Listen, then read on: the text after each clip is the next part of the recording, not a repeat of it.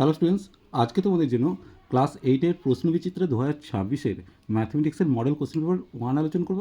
Page নম্বর 137, স্কুলের নাম Arambagh girls high school. প্রথমে দেখে নাও একের দাগ, বলছে নিম্নলিখিত প্রশ্নগুলির উত্তর দাও। এখানে তোমাদের 6টা 1 নম্বরের প্রশ্নের উত্তর করতে হবে।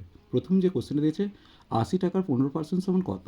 খুব সহজ, তোমরা করবে 80 গুণিত 15/100।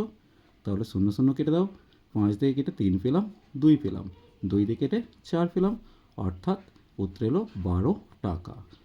এরপর 2 এর কোশ্চেন, দুটি সংখ্যা এক্স ও ওয়াই এর গসাগু জেড হলে সংখ্যা দুটির লসাগু হবে। দেখো, আমরা জানি লসাগু সমান সংখ্যা দুটির গুণফল বাই গসাগু। তাহলে এখানে সংখ্যা দুটি কী কী আছে? আছে হচ্ছে এক্স আর ওয়াই, আর গসাগু আছে জেড। তাহলে এক্স ওয়াই বাই জেড উত্তর এলো। এরপর দেখো এক্স মাইনাস 1/x মাইনাস 1/3 হলে এক্স কিউব মাইনাস 1/x কিউবের মান সমান দিয়ে কী লিখব? দেখো, এক্স গুণিত 1/x তার whole cube minus 3 into X into 1/x, X minus 1/x। দেখো এ মাইনাস বি তার whole cube minus 3ab into A minus B. এবার মানগুলো বসাচ্ছি। তাহলে মাইনাস 1/3 তার হোল কিউব, যেহেতু মান দিয়ে আছে মাইনাস 1/3, তাহলে মাইনাস 1/3 তার হোল কিউব মাইনাস 3, এখানে এক্স এক্স কেটে যাবে, ব্র্যাকেটে মাইনাস 1/3 হবে, সমান দিয়ে কত হবে? মাইনাস 1/27 হবে। আর এখানে 3 3 কেটে যাবে, দেখো এখানে 3 3 কেটে গিয়ে প্লাস 1 থাকছে, তার মানে এখানে 27 লসাগু হলো, এটা -1, এটা +27, তাহলে 26/27 অ্যান্সার আসছে। 3 কোশ্চেন, সত্য মিথ্যা 1/x প্লাস 1/y সমান 1y, এটা মিথ্যা হবে, কারণ এটা কখনোই সম্ভব নয়। সঠিক উত্তর নির্বাচন করতে বলেছে কোনো ত্রিভুজের দুটি কোণের সমষ্টি তৃতীয় কোণের সমান হলে ত্রিভুজটি কী হবে? দুটি কোণের সমষ্টি তৃতীয় কোণের সমান হলে সমষ্টি, তাহলে ত্রিভুজটি কী হবে? দেখো, এক্ষেত্রে সমকোণী ত্রিভুজের কী হচ্ছে? সমকোণী সমদ্বিবাহু ত্রিভুজের 90 ডিগ্রি প্লাস 45 প্লাস 45 তিনটে কোণ।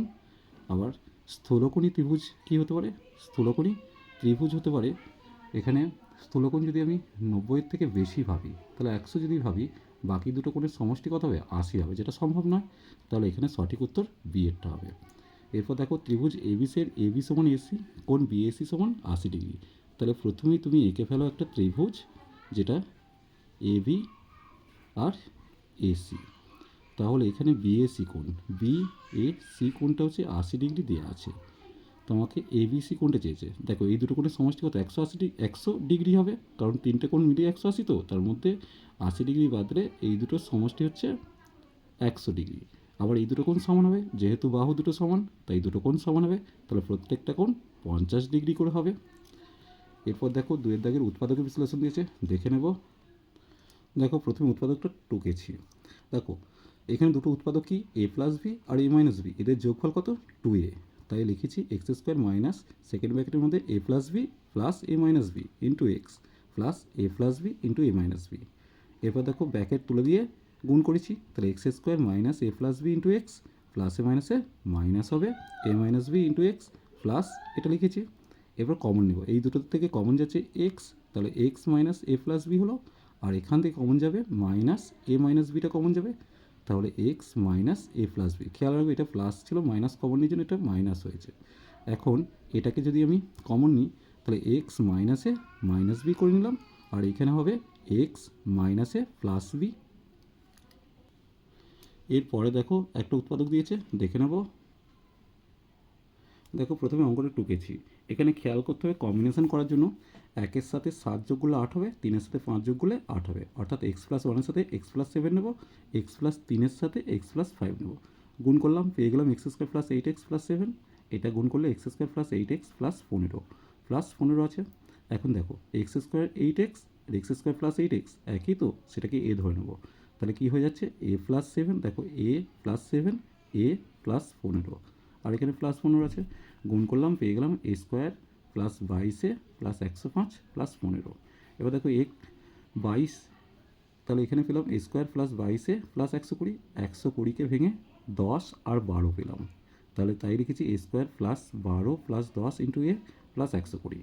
এরপর দেখো A square plus 12a plus 10a plus 120, A common নিলে এ প্লাস 12, এখানে 10 কমন নিলে এ প্লাস 12, তাহলে এ প্লাস 12 ইন্টু এ প্লাস 10 পেলাম। এখন এর মানটা পুট করে দিচ্ছি, এর মান কত, এক্স স্কোয়ার প্লাস 8x ছিল, এখানেও এক্স স্কোয়ার প্লাস 8x বসিয়েছি। এখন দেখো 12কে ভেঙে 6 আর 2 পাচ্ছি, তাহলে এটা মিডিল টার্ম হবে। তাহলে X square plus 6 plus 2 x plus 12 আছে, এটা যেমন আছে তেমন লিখে দিলাম।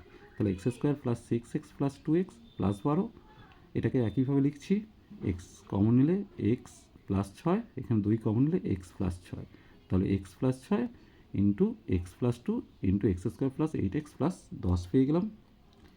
এরপর দেখো এখানে একটা একটা সরল দিয়েছে, দুটো সরল দিয়েছে, দেখে নেবো দুটো সরল।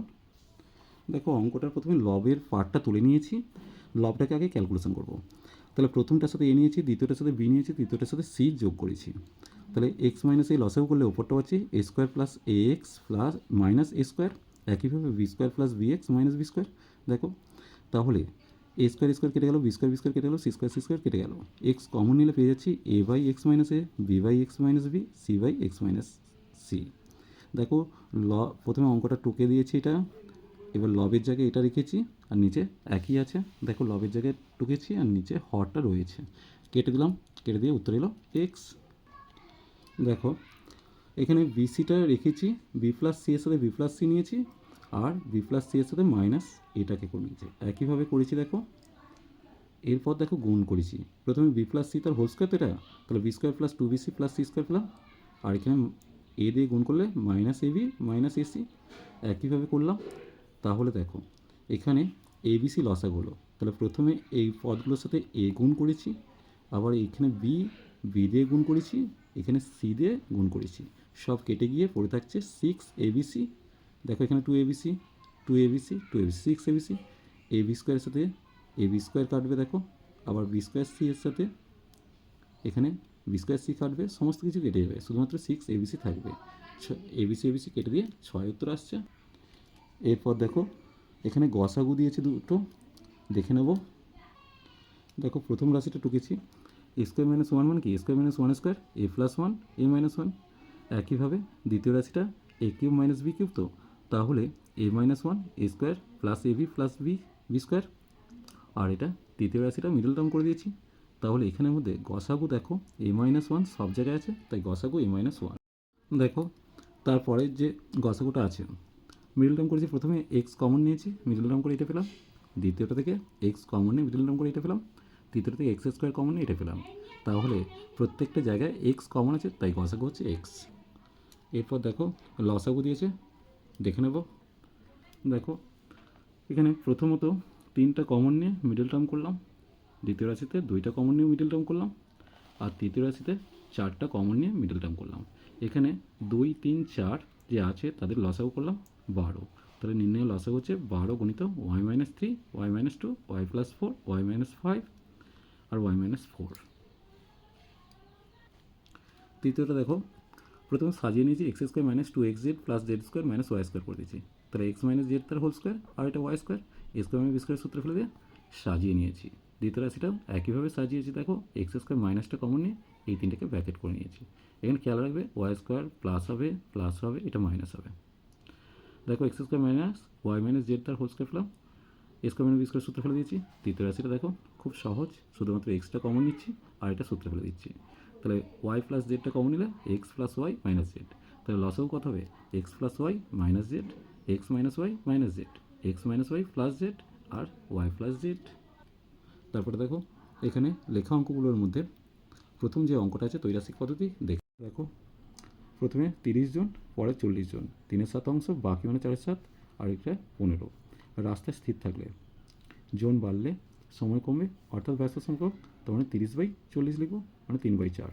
আবার জন স্থির রেখে রাস্তার পরিমাণ বাড়লে সময় বাড়বে, অর্থাৎ সরল সম্পর্ক, তাহলে ভগ্নাংশ 4/7 3/7 অর্থাৎ 4/3 পেয়ে গেলাম।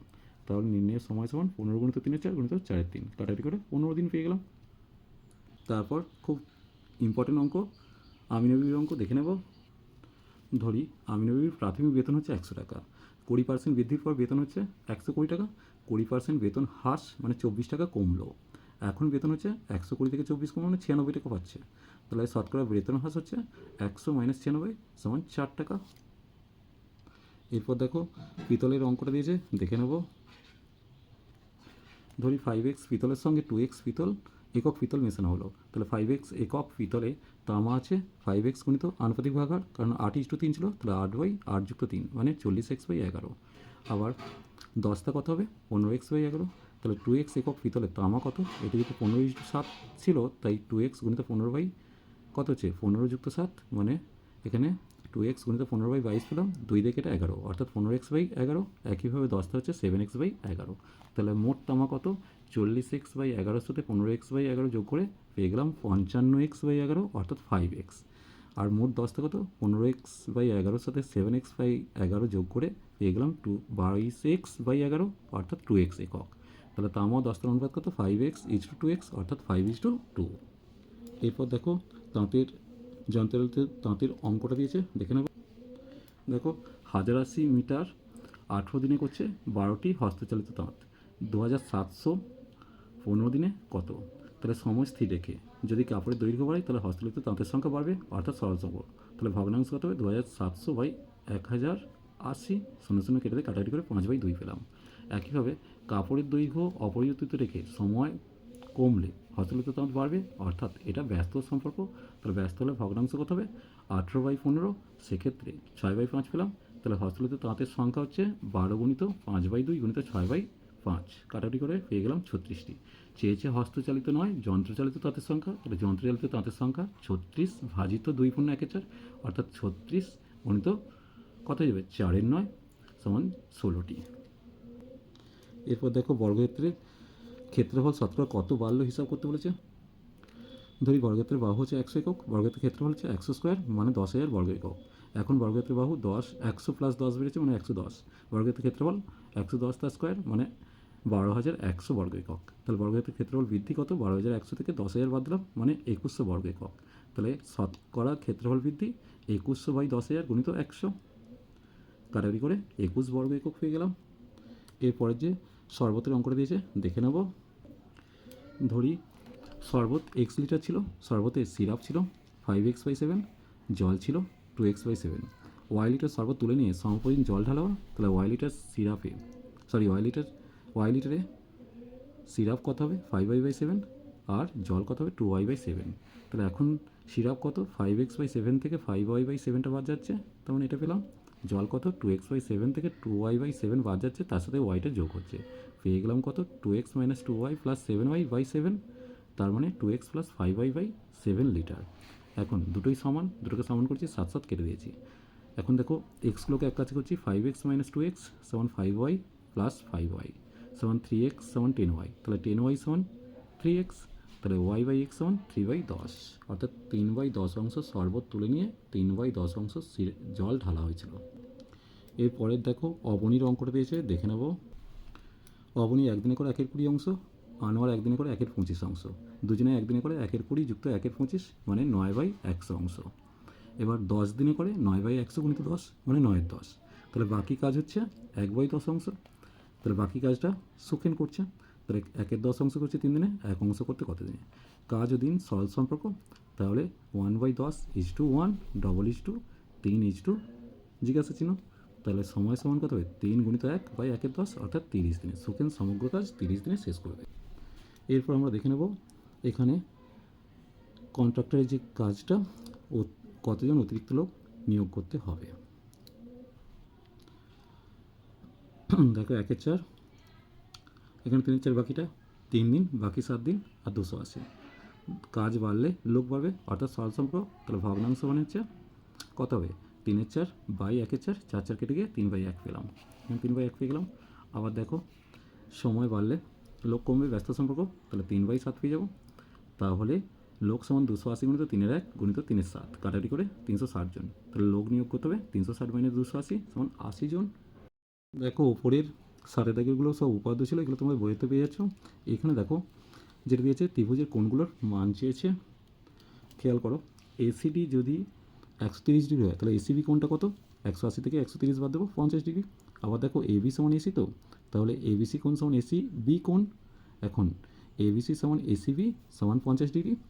আবার দেখো বিএসি কোণটা, কারণ এই দুটো কোণের সমষ্টি কত 180 ডিগ্রি, তো সরি 130 ডিগ্রি, কারণ এটা বহিস্থ কোণ। তাহলে বিএসি কোণটা কত হবে 130 থেকে এবিসি কোণ মানে 50 ডিগ্রি বাদ দেবো, পেয়ে যাবো 80 ডিগ্রি। এর পরেরটা দেখো সমান্তরাল দেখতে বলেছে। দেখো এই দুটো কোণের সমষ্টি কত 180 ডিগ্রি, তার মধ্যে এটা 60 হলে এটা 120, তাহলে এটার সঙ্গে এটা একান্তর কোণ, অর্থাৎ এবি সমান্তরাল সিডি। চলো আজ এই পর্যন্ত, নেক্সট ভিডিও নিয়ে খুব তাড়াতাড়ি হাজির হবো। ভিডিওটি ভালো লাগলে লাইক ও শেয়ার করো, পারলে চ্যানেলটিকে সাবস্ক্রাইব করে নিও। চলো টাটা বাবা।